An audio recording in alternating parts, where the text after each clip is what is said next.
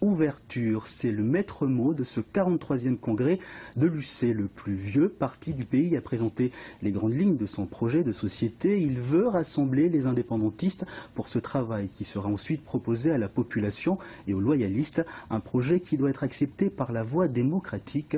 Jean-Noël Méraud. Un marathon de 3 jours dans son proposition. Les militants de l'Union calédonienne ont posé les bases du projet de société qu'ils veulent soumettre au vote des Calédoniens. Le même que celui présenté par Jean-Marie Tjibaou devant l'ONU en 1987, enrichi de quelques amendements. Toutes les forces vives de ce pays seront consultées.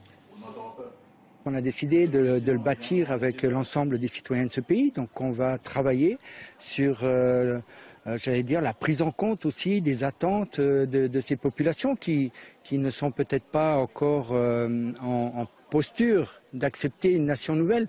Et donc on va travailler avec eux sur ce projet de société qui va permettre aux uns et aux autres de vivre bien dans ce pays qui sera devenu une nation. Ce projet doit être diffusé par le FLNKS. L'UC veut rassembler, proposer, puis informer. Des invitations ont été envoyées à tous les indépendantistes. Le RDO, le Parti travailliste et Dynamique Unitaire Sud ont répondu présents. Pour être accepté par la voie démocratique, ce travail doit servir l'intérêt général et pouvoir gommer les peurs et les appréhensions. Il faut exorciser la peur, il faut rassurer les citoyens de ce pays pour la construction de ce nouveau pays.